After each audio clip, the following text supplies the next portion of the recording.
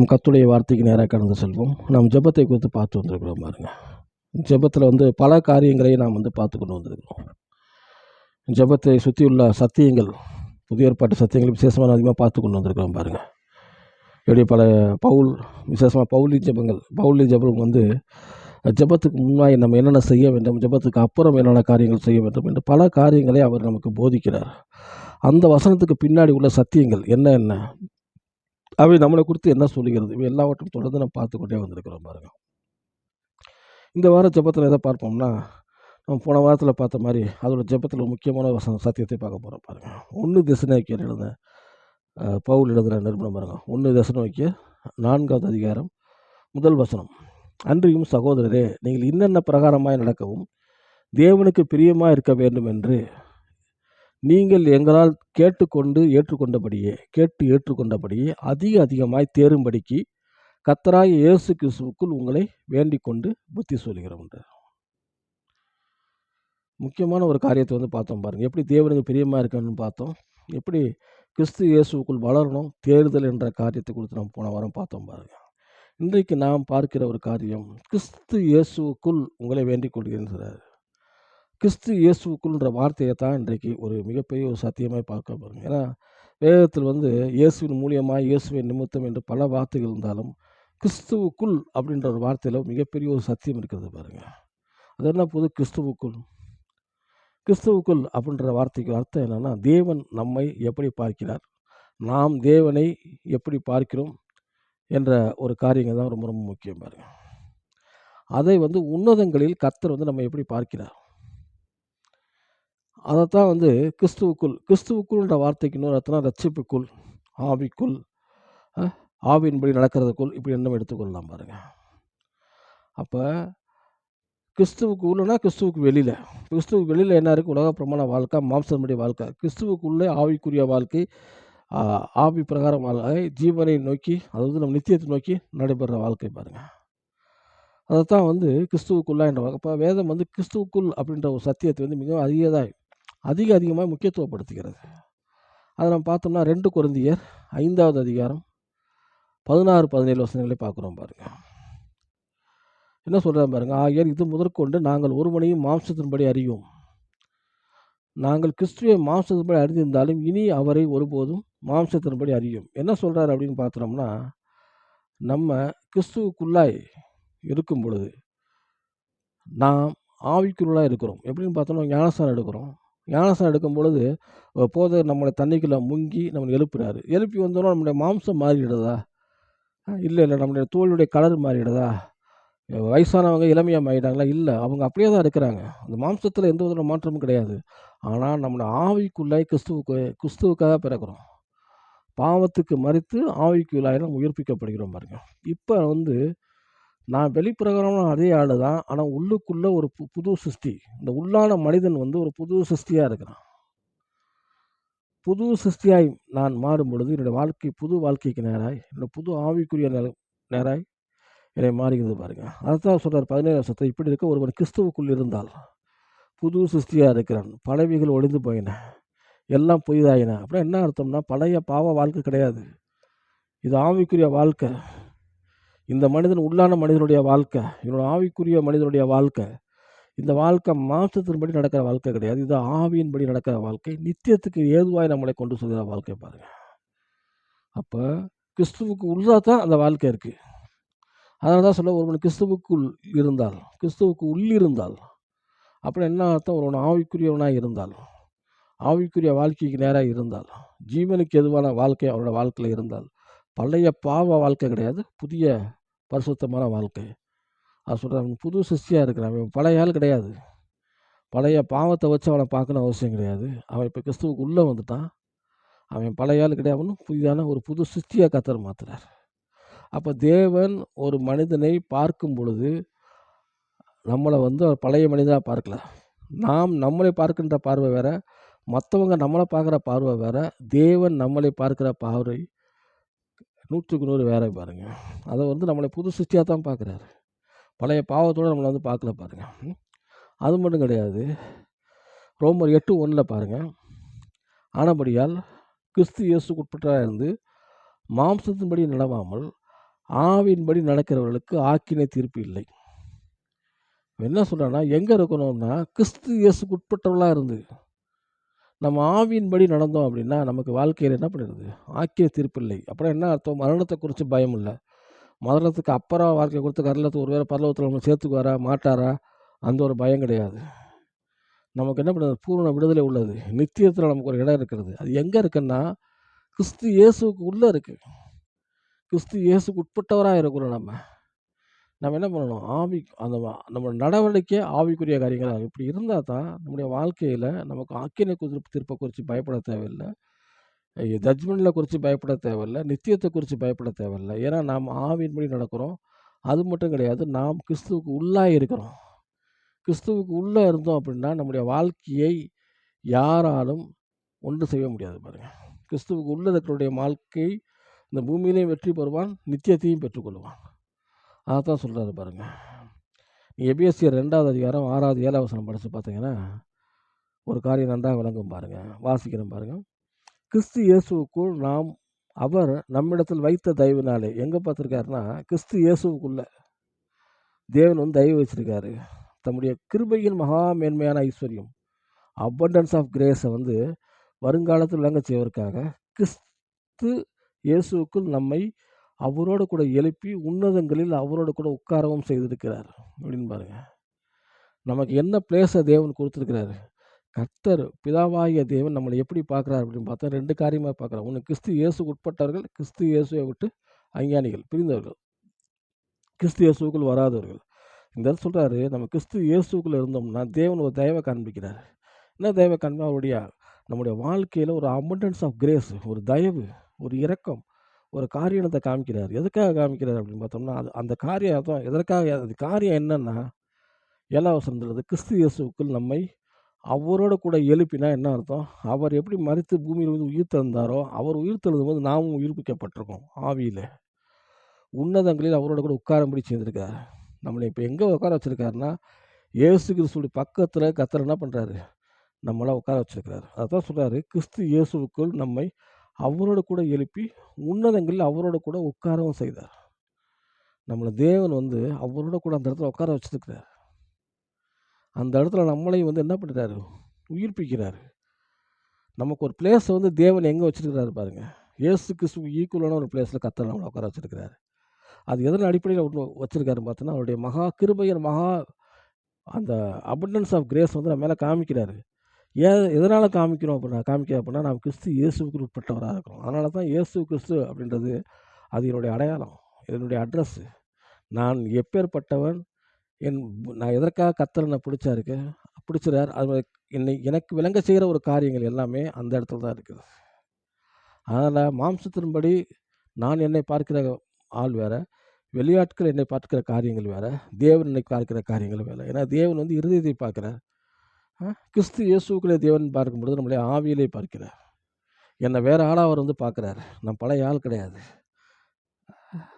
நீங்கள் அதே மாதிரி பாருங்கள், எபேசியர் 2:10 வந்து பாருங்கள், கர்த்தருடைய நோக்கத்தை வந்து கர்த்தர் காமிச்சிருக்கு. கிறிஸ்து இயேசுக்குள்ளே இருந்தால் அவர் நோக்கம் என்ன வாசிக்கிறோம் பாருங்கள். எபேசியர் 2:10, ஏனெனில் நற்கிரியைகள் செய்கிறதுக்கு நாம் கிறிஸ்து இயேசுக்குள் சிருஷ்டிக்கப்பட்டு தேவனுடைய செய்கையாக இருக்கிறோம்.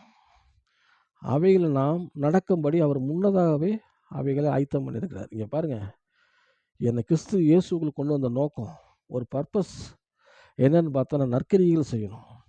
அப்போ நற்கிரியைகள் செய்யணும் அப்படின்னா அதற்கேற்ற மாதிரி கர்த்தர் என்னை பலப்படுத்துகிறார், என்னை உயர்த்துகிறார். என் மூலியமாக அநேகர்களுக்கு உதவி செய்யணும், அநேகருக்கு தான தர்மங்கள் செய்யணும், அநேக ஊழியங்கள் என் மூலியமாக கட்டப்படணும், அநேக ஊழியங்களை நான் தாங்கணும், அநேகருக்கு சுவிசேஷங்களுக்கு நான் வந்து உதவணும். பாருங்கள், என் மூலியமாக தேவனுடைய ராஜ்யம் கட்டப்படணும். அதற்காக சொல்கிறாரு, அதற்காக நற்கிரியைகள் செய்வதற்காக நாம் கிறிஸ்து இயேசுவுக்குள் நம்ம ஏன் கர்த்தர் என்னை உருவாக்குனார், என்னை நோக்கணும், என்னை கொண்டு வந்த நோக்கமே வந்து எப்படி வந்து ஆபிரகாம்கிட்ட சொன்னார், நான் உன்னை ஆசீர்வதிப்பேன், நீ அநேகருக்கு ஆசீர்வாதமாக இருப்பான்ற மாதிரி நாம் அநேகருக்கு ஆசீர்வாதமாக இருக்கும்படி நற்கிரியைகள் செய்கிறதுக்கு நம்ம என்ன பண்ணியிருக்கோம், கிறிஸ்து இயேசுக்குள் எங்கே சிருஷ்டிக்கப்பட்டிருக்கோம், இயேசுக்குள் சிருஷ்டிக்கப்பட்டிருக்கு தேவனுடைய செய்கையாக இருக்கும். அவைகளை நாம் நடக்கும்படி அவர் முன்னதாகவே அவைகளை ஆயத்தம் பண்ணியிருக்கிறார். அப்போ ஆல்ரெடி தேவன் வந்து ஒரு காரியங்களை என்னை குறித்த நோக்கங்களை ப்ரிப்பேர் பண்ணி என்னை கொண்டு வராது. அது கிறிஸ்து இயேசுக்குள் கொண்டு வந்து என்னை பலப்படுத்தி எனக்கு தேவையானதை கொடுத்து இன்னும் உயர்த்தி நான் நற்கிரிகள் செய்யறதுக்கு என்ன அவர் என்ன பண்ணுறாரு, ஆயத்தம் பண்ணுங்க. அப்போ என்னுடைய அழைத்த நோக்கமே வந்து நான் நற்கிரிகள் செய்ய வேண்டும். ஏதோ நான் நான் மட்டும் வாழ்ந்தால் போதும், நான் மட்டும் பரலோகத்துக்கு போனால் போதும், என் குடும்பம் பரலோகத்துக்கு போனால் போதும், அந்த எண்ணத்துக்கெல்லாம் தாண்டி அதையும் தாண்டி கிறிஸ்து இயேசு ராஜ்யம் என் மூலியமா கட்டப்படணும். அநேகருக்கு நான் வந்து உதவி உள்ள ஒரு ஆளாக, உதவி செய்கின்ற ஒரு ஆளாக இருக்கணும். இதற்காகத்தான் என்ன பண்ணுறாரு, கர்த்தர் என்னை வந்து படைச்சிருக்கிறார். அது மட்டும் கிடையாது, வெறுங்கையில் சும்மா ஒன்றும் என்னை படைக்கல. அது படைக்கிறதுக்கு முன்னாடி சொல்கிறாரு எபேசியர் 1:3 நம்முடைய கர்த்தராகிய இயேசு கிறிஸ்துவின் மூலமாய் கிறிஸ்து இயேசுவின் பிதாவாகிய தேவனுக்கு ஸ்தோத்திரம், அவர் கிறிஸ்துவுக்குள் உன்னதங்களில் ஆவிக்குரிய சகல ஆசீர்வாதத்தினாலும் நம்மை ஆசீர்வதித்திருக்கிறார். நற்கிரிக்காக சிருஷ்டிக்கப்பட்டது மட்டும் கிடையாது, நான் சொல்கிறேன் பார்த்தீங்களா, அவர் நம்மளை ஆயத்தம் பண்ணியிருக்கிறார். என்ன ஆயத்தம் பண்ணியிருக்கிறாருன்னா, ஏற்கனவே நம்மை ஆசீர்வதித்திருக்கிறார். எங்கே ஆசீர்வதித்திருக்கிறார்? கிறிஸ்து இயேசுவுக்குள். பாருங்க 1:3 எபேசியர் 1:3 அவர் கிறிஸ்துவுக்குள் உன்னதங்களில் சகல ஆவிக்குரிய ஆசீர்வாதம். கிறிஸ்துவுக்குள்ளே தான் ஆசீர்வதிச்சிருக்கிறார். கிறிஸ்துவுக்குள்ள உன்னதங்களில் ஆவிக்குரிய அந்த உலகத்தில் ஆவிக்குரிய வாழ்க்கையில் நம்மளை என்ன பண்ணுறது, ஆல்ரெடி வி ஆர் பிளஸட். ஏன் பிளஸட்னா, நம்மளை ஒரு காரியத்துக்காக ப்ரிப்பேர் பண்ணுறாரு, நம்ம நற்கரியங்கள் செய்யும்படி ப்ரிப்பேர் பண்ணுறாரு. நம்மளை வந்து என்ன பண்ணுறாருன்னா, அந்த பூமியில் வந்து ஆக்கிர திருப்பி இல்லாத வைத்திருக்கிறாரு. அது மட்டும் கிடையாது, பரலோகத்தில் வலது பாரசத்தில் அவரோடு கூட நம்மளை என்ன பண்ணியிருக்காரு, உட்கார செய்திருக்காரு. இதுதான் கிறிஸ்துவுக்குள்ள மிகப்பெரிய ஒரு காரியம் பாருங்க. அது மட்டும் கிடையாது, இந்த இடத்துல ஒரு காரியத்தை சொல்கிறாரு பாருங்க. எப்படி ஆசீர்வதித்திருக்காரு அப்படின்னு பார்த்தோம்னா, கலாத்தியர் 3:13-14 வாசிக்கிறேன் பாருங்க. கலாத்தியர் 3வது அதிகாரம் 13-14 மரத்தில் தூக்கப்பட்டவனும் சபிக்கப்பட்டவன் எழுதிக்கப்படி கிறிஸ்து நமக்காக சாபமாகி நியாயப்பிரமாணத்தின் சாபத்திற்கு நம்மை நீங்களாக்கி மீட்டுக்கொண்டார். நம்ம மேலே ஒரு சாபம் இருந்துச்சு. அந்த சாபத்தை வந்து என்ன பண்ணுறாருன்னா, மரத்தில் மதுரை தூக்கப்பட்டவன் சபிக்கப்பட்டவன் எழுதிக்கப்படி வசனத்தின்படி கிறிஸ்து எனக்காக சாபமானார். இந்த சாபத்திலிருந்து நீங்களாகி மீட்டுக்கொண்டார். அது மட்டும் கிடையாது, சாபம் போயிடுச்சு. அது சொல்கிறாரு, ஆபிரகாமுக்கு உண்டான ஆசீர்வாதம் கிறிஸ்து இயேசுவினால் புறஜாதி வரும்படியாகவும் ஆவியை குறித்து சொல்லப்பட்ட வாக்குத்தத்தை விசுவாசத்தில் பெறும்படியாகவும் இப்படி ஆகிட்டு. என்ன சொல்கிறாருன்னா, சிலுவையில் தேவன் நம்முடைய சாபத்தை எடுத்து போட்டு ஆபிரகாமுடைய ஆசீர்வாதத்தை நம்முடைய வாழ்க்கையில் வந்து கொடுத்துட்டாரு பாருங்க. அது எப்படி ஆயிடுச்சு, அந்த ஆசீர்வாதத்தில் விசுவாசத்தினால் நம் பெரும்படியாக கர்த்தர் சிலுவையில் வந்து நம்முடைய சாபத்தை ஏற்றுக்கொண்டார். 14 பார்த்தீங்கன்னா, ஆபிரகாமுக்கும் அவன் சந்ததிக்கும் வாக்குத்தத்தங்கள் பண்ணப்பட்டன. சந்ததிகளுக்கு என்று அநேகரை குறித்து சொல்லாமல் உன் சந்ததி என்று ஒருவனை குறித்து சொல்லியிருக்கிறார், அந்த சந்ததி கிறிஸ்துவே என்றார். 29 படித்து பார்த்தீங்கன்னா தெரியுது, நீங்கள் கிறிஸ்து உடையவர்கள் ஆனால், நம்ம கிறிஸ்து உடையவர்களானால், கிறிஸ்துவுக்குள்ளே இருந்தால் நாம் என்ன பண்ணோம்னா ஆபிரகாமின் சந்ததியாக இருக்கும், வாக்குத்தத்தின்படி சுதந்திரமாக இருக்கும். ஏற்கனவே போயிருக்கும். ஆபிரகாம்கிட்ட எப்படி ஆசீர்வாதம் கிறிஸ்துவுக்கு வந்து கிறிஸ்து மூலியமாக எப்படி புறஜாதிகளுக்கெல்லாம் பரவிச்சுன்ற காரியங்கள் நம்ம ஏற்கனவே சொல்லியிருக்கோம். பல காரியங்களை வந்து பேசியிருக்கிறோம் பாருங்க. இந்த இடத்துல சொல்கிறார் ஆண்டவர், நம்ம கிறிஸ்து உடையவரானால் ஆபிரகாமுடைய சந்ததியாக இருக்கிறோம். ஆபிரகாம் மூலமே இந்த ஆசீர்வாதம் நம்ம மூலியமாக கண்டினியூ ஆகி நம்ம மூலியமாக அநேகருக்கு வந்து அது போகிறதா இருக்கிறது பாருங்கள். அதனால தான் எபேசியர் 1:3 சொல்கிறாரு, உன்னதங்களில் சகல ஆவிக்குரிய ஆசீர்வாதத்தினாலும் நம்ம பிளஸட் ஒன்று. எப்படி பிளஸட் ஒன்று, நம்முடைய சாபத்தை வந்து சிலுவையில் ஏற்றுக்கொண்டார். இப்போ அந்த அதுக்கு ஆபிரகாமுடைய ஆசீர்வாதத்தை எங்கே இருக்காரு, கிறிஸ்துவனுடைய நாள் கிறிஸ்துவுக்குள்ளே அந்த ஆசீர்வாதத்தை வச்சுருக்காரு, உன்னதங்களில் வச்சுட்டாரு. இப்போ நம்முடைய ஒரே நோக்கம் எப்படின்னா, அதை எடுத்து எப்படி நம்ம தேவனுடைய காரியங்களுக்காக பயன்படுத்துறது, அதுதான் ரொம்ப ரொம்ப முக்கியம். அப்போ நாம் ஆபிரகாம்னு எடுத்துட்டா ஆபிரகாமுடைய ஆசீர்வாதம்னு ஒன்று இருக்கு. அந்த ஆசீர்வாதம் கிறிஸ்து இயேசு நம்ம எல்லாருக்கும் வருகிறது பாருங்க. இப்போ வந்து ஒரு காரியத்தை வந்து பார்ப்போம், எப்படி தேவன் வந்து ஏன்னா இந்த சப்ஜெக்ட் வந்து ரொம்ப ஒரு மைன்யூட்டாக பார்க்குற ஒரு காரியம் பாருங்கள். இந்த கிறிஸ்து இயேசுக்குள் உள்ள சத்தியங்கள் இருக்கா, ஒரு சின்ன கதவு திறந்தா பெரிய ஆசீர்வாதம் இருக்கிற மாதிரி அந்த கிறிஸ்துவுக்குள்ன்ற வார்த்தைக்கு பின்னாடி இவ்வளோ பெரிய சத்தியங்கள் இருக்கிறது பாருங்கள். அதில் முக்கியமான ஒரு காரியத்தை வந்து இன்றைக்கி நம்ம பார்க்கலாம் பாருங்கள். லூக்கா 13வது அதிகாரத்தில் 10-17 ஒரு போட்டிருக்கு பாருங்கள், வாசிக்கிறேன். ஒரு ஓய்வினாலே அவர் ஜெப ஆலயத்தில் போதகம் பண்ணிக்கொண்டிருந்தார். அப்பொழுது 18 வருடமாய் பல்வினப்படுத்தும் ஆவியை கொண்ட ஒரு ஸ்திரீ அங்கே இருந்தார். நல்லா புரிஞ்சுச்சுங்க, ஜெப ஆலயத்தில் இருக்கிறாரு, போதகம் பண்ணிகிட்டு இருக்காரு. அங்கே ஒரு ஸ்திரீ இருக்கிறாங்க, ரொம்ப நிமிரவே முடியாத கூனி. அந்த இடத்துல அந்த ஸ்திரீயை வந்து ஒரு ஆவி பிடித்த ஸ்திரீ, பலவீனப்படுத்தும் ஆவியை கொண்ட ஒரு ஸ்திரீ எங்கே இருக்கிறாங்க, சர்ச்சுக்குள்ளே இருக்கிறாங்க, ஜெப ஆலயத்தில் இருக்கிறாங்க. அப்போ நம்ம ஆலயத்துக்கு போனாலும் நமக்குள்ள பிசாசு இங்கே இருக்குன்னு தான் சொல்கிறார் இந்த இடத்துல. அதெல்லாம் போட்டுருங்களே, ஜெபாலயத்துக்கு போதனை பண்ணி கொண்டிருந்தால் அங்கே 18 வருஷமாக பலவீனப்படுத்தும் ஆவியை கண்ட ஒரு ஸ்திரீ அங்கே இருந்தால். அவள் எவ்வளவும் நிமிரக்கூடாத கூனியாக இருந்தாள். இயேசு அவர்களை கண்டு தம்மிடத்தில் அழைத்து, ஸ்திரீயே, பலவீனத்திலிருந்து விடுதலையாக்கப்பட்டாய் என்று சொல்லி அவள் மேல் தன் கைகளை வைத்தாள். உடனே அவர் நிமிர்ந்து தேவனை மகிமைப்படுத்தினார். நல்லா புரியுங்க. உடனே அந்த ஆவி போயிடுச்சு. ஒரு மிகப்பெரிய சுகம் உண்டாயிடுச்சு. அந்த கூனி அந்த முதுகு சரியாகி விட்டது பாருங்க. உடனே பாருங்க 14 வசனம், இயேசு ஓய்வு நாளில் உள்ள சுஸ்தமாக்கிறபடியா ஜெபாலய தலைவன் கோபம் ஜனங்களை நோக்கி, வேலை செய்கிறதுக்கு 6 நாள் உண்டே, அந்த நாட்டில் நீங்கள் சுஸ்தமாக்கி கொள்ளுங்கள், ஓய்வு நாளில் அப்படி செய்யப்படலாகாதுன்றார். என்ன பிறகு ஜெபாலய தலைவன் நல்லவனாக தான் இருக்கிறாரு. ஏன்னா அவர் ஓய்வு நாளில் என்ன பிரமாணமோ அதை செய்யணும். நீங்கள் சுகமே ஆக்காதீங்கன்னு சொல்லல அவர். மற்ற நாளில் பண்ணிக்கோங்க, இங்கே பண்ணாதீங்க அப்படின்றார். அதற்கு அவர் சொல்கிறாரு 15 நாளில், கர்த்தர் அவருக்கு பிரதிஷ்டமாக, மாயக்காரனை, உங்களில் எவனும் ஓய்வு நாளில் ஒரு எருதியாவது கழுதியாவது தொழுவத்திலிருந்து அவுழ்த்து கொண்டு போய் தண்ணீர் காட்டுறது இல்லையா? தண்ணிலாம் கொடுக்க மாட்டோமா? தாகம்னா கொடுப்போம்ல. அவர் சொல்கிறாரு 16 வசனம், இதோ சாத்தான் 18 வருஷமாய் கட்டியிருந்த பாருங்கள், பிசாசு கட்டப்பட்ட ஒரு பெண்ணு அவரால் சபைக்குள்ளே இருக்க முடியும். அப்போ சபைக்குள்ளே வர்றவங்க எல்லாருமே பர்ஃபெக்டாக சொல்லவே முடியாது பாருங்கள். பிசாசு பிடித்தவர்களும் உள்ளே உட்காந்துருப்பாங்க. ஆனால் நாம் கிறிஸ்துவுக்குள்ளாய் நாம் இருக்கும் பொழுது நம்முடைய ஒரு மிகப்பெரிய விடுதலை உண்டாகிறது பாருங்கள். ஏன்னா கிறிஸ்துவே அங்கே இருக்கிறாரு. கிறிஸ்து அங்கே இருக்கிறதும் கிறிஸ்துவுக்குள்ளே இருக்கிற காரியங்களும் ஒன்று தான். கிறிஸ்து அந்த இடத்துல மிகப்பெரிய விடுதலையை கொடுக்குறாரு.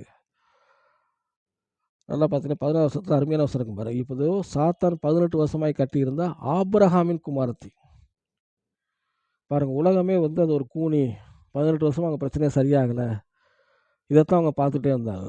ஆனால் கர்த்தர் அந்த பெண்ணை பார்க்கும் பொழுது அவர் ஆபிரகாமின் குமாரத்தி என்கிறது பார்க்குறார். அப்புறம் என்ன அர்த்தம்? ஒரு டிசெண்டன்ஸ் ஆஃப் ஆபிரகாம்.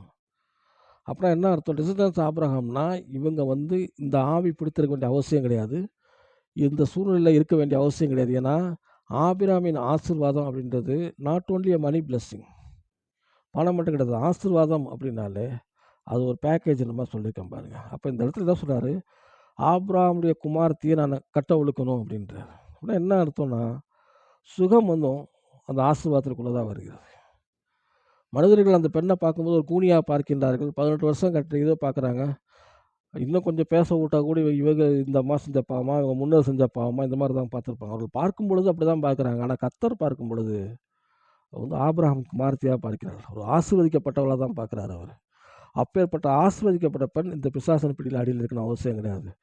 இந்த ஒரு பலவீனத்தில் இருக்கணும் அவசியமே கிடையாது. கர்த்தர் பார்க்கிற பிரகாரம் இதுதான். இதைத்தான் கிறிஸ்துவுக்குள்ன்ற நாம் சொல்கிறோம் பாருங்க. அவர் கிறிஸ்துவோடு இருந்தார், கிறிஸ்து அங்கே இருந்தார், கிறிஸ்து அந்த காரியத்தை செஞ்சார். ஆனால் அவர் எப்படி பார்க்குறாரு அதுதான் முக்கியம். இப்போ மனுஷன் பார்க்கிற பார்வைங்கிறது வேற, தேவன் நம்மை பார்க்கிற பார்வைங்கிறது வேற. மனுஷன் நம்முடைய பாவத்தை பார்ப்பான். நம்ம என்ன பாவம் செய்கிறோமோ அந்த பாவத்தை வச்சு தான் நம்மளே கூப்பிடுவான். அந்த பேரை சொல்லி தான் நம்மளை கூப்பிடுவான். நமக்கு ஒரு பேர் இருந்தாலும் அவன் சொல்லி கூப்பிட்றது அந்த வார்த்தையை தான் சொல்லுவான். திருடனை பேர் சொல்லி கொடுப்பான், திருடன் தான் கத்துவாங்க. அந்த மாதிரி தான் பார்ப்பான். ஆனால் கர்த்தர் பார்க்கும்போது சொல்கிறாரு, இந்த இந்த பெண்ணை பார்க்கும்போது சொல்கிறார், ஒரு ஆபிரகாமுடைய குமாரத்தி அப்படின்றார். ஆபிரகாமுக்கு ஆசீர்வாதத்தை கொடுக்குற ஒரு குமாரத்தி. ஆபிரகாம் ஆசீர்வாதத்தில் வந்தவ இவ கூனியாக இருக்குன்னு அவசியம் கிடையாது, இவர் பலவீனமாக இருக்குன்னு அவசியம் கிடையாது, எந்த அசுத்தாவிக்கலை இவளை பிடிச்சி ஆட்டி வைக்கணும் அவசியம் கிடையாது. அப்படிங்கிறத அவர் பார்க்குறாரு. அப்போ தேவன் பார்க்குற பார்வை அப்படிங்கிறது ரொம்ப ரொம்ப முக்கியம் பாருங்க. மனிதர்கள் நம்ம என்ன விதம்னா பார்த்துட்டு போட்டோம், கர்த்தர் நம்மளை எப்படி பார்க்குறாரு. அதனால தான் சொல்கிறேன், ஒருவன் கிறிஸ்துவுக்கு உள்ளே இருந்தால் நம்ம புது சிருஷ்டியாக இருக்கிறான். கர்த்தர் நம்மளை பார்க்கும்போது புது சிருஷ்டியாகி பார்க்குறாரு, ஒரு விடுதலையானவர்களாக பார்க்குறார், பலவீனத்திலிருந்து விடுதலையானதாக பார்க்குறார், ஒரு ஐஸ்வர்யானங்களாக பார்க்குறார், ஒரு ஆசீர்வதிக்கப்பட்ட ஆளாக பார்க்குறாரு, நல்ல ஒரு ஆவிக்குரிய ஆளாக பார்க்குறாரு. கர்த்தர் பார்க்குறது இதுதான் பார்க்குறாரு. மனுஷர்கள் பார்க்கும்போது என்ன சொன்னாங்க? ஒரு பலவீனமான ஒரு குமாரத்தி, பலவீனம் கூனி பிடிச்சவன் தான் பார்த்தாங்க. ஆனால் கர்த்தர் பார்க்குறது அப்படி பார்க்கல பாருங்க. இன்னொரு சம்பவத்தை பார்ப்போம் பாருங்கள். லூக்கா 7:36 அதிகாரத்தில் 36 வசனத்துலேருந்து 50. லூக்கா 7வது அதிகாரம் 36-50. நான் சொல்கிறேன். பரிசேயர் ஒருவன் தன்னுடனே போதனை பண்ண வேண்டும் என்று இயேசுவை வேண்டிக் கொண்டான். 36 வசனம் பாருங்கள். அவர் அவரோட பரிசேயருடைய வீட்டில் பிரவேசித்து பந்தியிருந்தார். அப்பொழுது அந்த ஊரில் பாவியாகிய ஒரு ஸ்திரீ அந்த பரிசேயர் வீட்டில் பந்திருக்கிறதை அறிந்து இயேசு அங்கே இருக்கிறாருன்னு பறிந்து ஒரு பரமனில் பரிமள தெய்வம் கொண்டு அவருடைய பாதங்களின் அருகே உட்கார்ந்து நின்று கொண்டு அவருடைய பாதங்களை தன் கண்ணீரினால் நனைத்து தன் தலைமையினால் துடைத்து அவருடைய பாதங்களை முத்தம் செய்து பரிமள தைலத்தை பூசினார். அவரை அழைத்த பரிசேயன் அதை கண்டபோது, இவர் தீர்க்கதரிசியாக இருந்தால் தம்மை தொடுகிற இந்த ஸ்திரீ இன்னார் என்றும் இப்படிப்பட்டவள் என்றும் அறிந்திருப்பார். இவள் பாவியாக இருக்கிறார் என்று தனக்குள்ளே சொல்லி கொண்டான். 39 வரைக்கும் நான் வாசிச்சிருக்கேன் பாருங்கள். இயேசு கிறிஸ்து பரிசேயனாகிய சீமோன் வீட்டில் வந்து ஒரு விருந்துக்கு அழைக்கிறான். ஒரு இயேசுவை குறித்து கேள்விப்பட்டு தான் போய் உட்கார்றாரு. அப்போ இயேசுவை குறித்து வந்து நல்ல விஷயமாக தான் கேள்விப்பட்டிருக்கான். நல்ல எண்ணத்தோடு தான் அவரை அழைக்கிறான். ஆனால் உள்ளே யாருன்னா பரிசேயன். இதை கேள்விப்பட்டு பக்கத்தில் ஒரு ஸ்திரீ, ஒரு பாவ வாழ்க்கை வாழ்கிற ஸ்திரீ வந்து பார்க்குறா. உங்கள் வீட்டுக்கு இயேசு கிறிஸ்து வந்தானா அவளுக்கு இயேசு கிறிஸ்து மேலே ஒரே ஆர்வம். அவரை எப்படியாவது பார்க்க வேணுன்றா. அவருக்கு அருமையான ஒரு சான்ஸ் கிடைக்குது. நேராக அந்த வீட்டுக்குள்ளே வந்துடுறா. அவரோட அனுமதி இல்லாமல் வந்தது மட்டும் கிடையாது, கொண்டு வரும்போது ரொம்ப பெரிய கிஃப்டை கொண்டு வர்றா. ஒரு வெள்ளைப்போள தைலம், அந்த காலத்தில் விலை உயர்ந்த ஒரு சென்ட்டு. அதை கொண்டு வந்து என்ன பண்ணுறாருன்னா, அதை ஓப்பன் பண்ணி அவருடைய பாதங்களில் தன் கண்ணீர் தான் நினைத்து வந்து பாதங்களை தன் கண்ணீர் தான் நினைக்கிறார். தன் தலைமறையினால் துடைக்கிறார். அவர் பாதங்களை முத்தம் செய்து பரிமள தைலத்தை பூசினார். எப்படின்னு பாருங்க. அவர் இயேசு கிறிஸ்துவை பார்த்தவொன்னே அவளோட பாவ உணர்வு அடைந்து அழுகிறா. அழுகிறது மட்டும் கிடையாது, அவர் பாதங்கள் எல்லாம் கண்ணீர் சிந்தது. தன் தலைமுடியை வச்சு துடைக்கிறார். துடைச்ச முன்னே தன் பரிமள படையத்தில் பூசுகிறார். அப்போ இதை பார்த்துட்டு இருக்க அந்த பரிசேயன் பேர் சீமோன் பாருங்க. பார்த்து என்ன சொல்கிறாரு பாருங்க. இவர் தீர்க்கதரிசியாக இருந்தால் இயேசு கிறிஸ்து மேலே சந்தேகம் வந்துருச்சு. இவர் தீர்க்கதரிசியாக தம்மை தொடுகிற ஸ்திரீ இன்னார் என்றும் இப்படிப்பட்டவள் என்றும் அறிந்திருப்பார். இவள் பாவியாக இருக்கிறார் என்று தனக்குள்ளே சொல்லி கொண்டான். எப்படி பாருங்கள், இதுதான் உலகம் பார்க்குற பார்வை. அந்த பெண்ணை அந்த பாவ வாழ்க்கையோடு சம்மந்தப்படுத்தி பார்க்குறாங்க. அது மட்டும் கிடையாது, இயேசு கிறிஸ்துவையும் பார்க்குறாரு. என்ன சொல்கிறார், இவர் தீர்க்கதரிசியாக தான் தொட்ட உடனே யாரும் தெரிஞ்சுக்கணுமே, தொடக்கூடாதுன்னு சொல்லியிருக்கணும், விலைக்கு இருக்கணுமே, வீட்டை வெளியே போன்னு சொல்லியிருக்கணுமே. ஆனால் நம் தேவன் அப்பேற்பட்ட தேவன் கிடையாது. அவர்கள் பார்க்குற உலகம் நம்மளை பார்க்குற பார்வையே வேறு, தேவன் நம்மளை பார்க்குற பார்வையே வேறு. அவர் என்னைக்கு வந்து தான் கண்ணீரை பாழ்ந்துட்டு தன்னுடைய பாவத்தை உணர்ந்தாலோ அவள் மன்னிக்கப்பட்டவளாய் திரும்பி போகிறார். அவளுடைய பாவங்கள் மன்னிக்கப்பட்டது பாருங்க. இயேசுக்கு சொல்கிறாரு பாருங்க. பாருங்க, அவருடைய எண்ணங்களை வந்து கர்த்தர் அறிகிறார். அந்த பரிசுத்த எண்ணங்களை அறிந்துட்டு அவர் சொல்கிறாரு.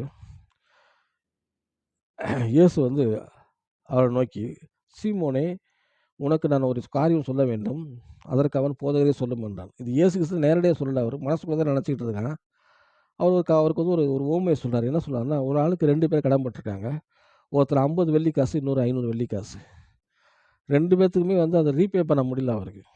உடனே அந்த எஜமான் என்ன பண்ணுறாருன்னா, அவரை மன்னித்து விட்டுறாரு. சரி, இப்போ உங்களால் கொடுக்க முடியல, எனக்கு நிறையா இருக்குது, நீங்கள் உங்களால் கொடுக்க முடியாத திறனால உங்கள் மேலே இறக்கப்பட்டு என்ன பண்ணுறாரு, மன்னிச்சு விட்றாரு. இதில் 2 பேருமே மன்னிப்பை பெற்றுக்கொண்டாங்க. 50 வெள்ளிக்காசு வாங்கணும் மன்னிப்பை கேட்டுக்கொண்டா, 500 வெள்ளிக்காசு வாங்கணும் மன்னிப்பு. இதில் யார் வந்து அவர் சரியான அன்பாக இருப்பான் அப்படின்னு கேட்குறாரு. உடனே கரெக்டாக பதில் சொல்கிறார். 43 வருஷத்தில் சீமோன் பிரதித்திரமாக, எவனுக்கு அதிகமாக மன்னித்து விட்டானோ அவனே அதிக அன்பாக இருப்பான் என்று நினைக்கிறேன் என்று சொன்னான். அதை கூட அவர் நான் நினைக்கிறேன் தான் சொல்கிறான். அவன் என்ன சொல்கிறான், 500 வெள்ளிக்காசை மன்னிச்ச அவருக்கு அதிக பணம் அது. அதனால் அவன் தான் அதிகமாக வந்து அன்பாக இருக்கிறான். ஏன்னா 50 வெள்ளிக்காசு வந்து 500ஓட 10ல் 1 பங்கு தான். அதை மன்னிக்கிறது ஈஸி. ஆனால் 500 வெள்ளிக்காசுங்கிறது பெரிய பணம். அதை மன்னித்தவன் தான் அந்த நன்றியை உணர்ந்து அந்த எஜமான் மேலே அதிகமாக அன்பாக இருப்பான்றாரு. அதுக்கு அவர் தான் சொல்கிறாரு, மறுபடியும் 44 வருஷம் சொல்கிறாரு, இந்த ஸ்திரீயை பார்க்கிறாயே, நான் உன் வீட்டில் பிரவேசித்தேன், நீ எனக்கு தண்ணி கொடுக்கல, காலு கழுவலை. அது வந்து யூதருடைய பாரம்பரியம் பாருங்கள். தண்ணீர் கால் கொடுத்தவங்க கால் கழுவுவாங்க. ஆனால் இவன் கண்ணீர்னால் நினச்சி தன் தலைமையெல்லாம் துவைச்சேன்றாரு. 2வது விஷயம், நீ எனக்கு முத்தம் செய்யலை. இவ்வளோ நான் உட்பிரசம் என் பாதங்களை ஓயாமல் முத்தம் செய்தாள். என் தலையில் நீ எண்ணெய் பூச உள்ள, இவ்வளோ என் பாதங்களிலேயே அந்த ஓப்பன் பண்ண சென்ட்டை பாதத்திலே ஊற்றுறா. அப்போ என்ன அர்த்தம், இவரால் விளையேறப்பட்ட ஒரு காரியம் வந்து தேவனுடைய பாதத்துக்கு கூட அது ஒரு ஈக்குவல் கிடையாது அப்படின்ற மாதிரி அவர் கொண்டு வர்றா பாருங்க. 47 சொல்கிற பாருங்க. அதனால் நான் உனக்கு சொல்கிறேன், இவள் அநேக பாவங்களை செய்த அப்படின்னால் இவருடைய அநேக பாவங்கள் மன்னிக்கப்பட்டது. இவள் செய்த அநேக பாவங்கள் மன்னிக்கப்பட்டதுன்னாரு. இவள் மிகவும் அன்பு கூர்ந்தாலே. அப்போ இவருக்குள்ளே எவ்வளோ ஒரு பாவ உணர்வடைந்து இவர் தேவ சமூகத்தில் வர்றாரு. கர்த்தரை பார்க்கும்போது இவரை பாவின்னு பார்க்கல. ஆனால் அந்த சீமோன் பரிசேயனை பார்க்கும் பொழுது இவன் பாவி, அந்த பாவத்தை வச்சு தான் சொல்கிறார். தம்மை தொடுகிறவன் என்னான்னு தெரியும்ல இருக்குன்றாரு. அப்போ அவளை தொடுறது கூட, அவர் பக்கத்தில் நிற்கிறது கூட ஒரு பாவம் பண்ணுற மாதிரி நினைக்கிறார். வீட்டுக்குள்ளேயே அலோவ் பண்ணக்கூடாது, அந்த மாதிரி தான் அவர் நினச்சிட்டு இருக்கான் பாருங்கள். இதான் வந்து ஒரு சுயநீதி பரிசேயத்தனன்றது. உலகம் வந்து சில நேரங்கள் இப்படி தான் நம்ம பார்க்கும் பாருங்கள்.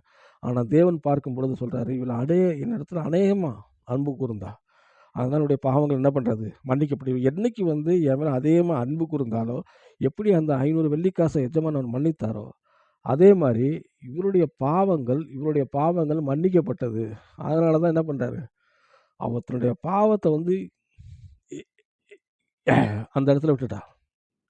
மன்னிக்கப்பட்டவளாய் கர்த்தர் அதை பார்க்கும் பொழுது, இவள் 2 காரியத்தை பார்த்தாரு. அநேகம் அன்பு கூர்ந்தவளாய் பார்க்கிறாரு, மன்னிக்கப்பட்டவளா பார்க்கிறாரு. 2 காரியமா தான் அவர பார்க்கிறாரு. அதான் சொல்றாரு 50வது வசனத்துல, "ஸ்திரீயே உன் விசுவாசம் உன்னை ரட்சித்தது, சமாதானத்தோட போன்றாரு." எப்பேர்ப்பட்ட சத்தியம் பாருங்க. அப்ப அந்த ஸ்திரீ சொல்றாரு, ஒரு விசுவாசத்தோட தான் வீட்டுக்குள்ள வர்றா. விசுவாசத்தோட தான் வர்றா. நான் இந்த வீட்டுக்குள்ள போறேன், இயேசுவ பார்க்க போறேன். என்ட்ட இருக்கிறது ரொம்ப காஸ்ட்லியான இருக்கிறதுலே என்னுடைய காஸ்ட்லி அதுதான். அத வந்து அவருடைய பாதத்துல ஊத்தப் போறேன். அவருக்கு நான் அன்பு கூர்றேன். அவருடைய மன்னிப்பை வாங்க போறேன்.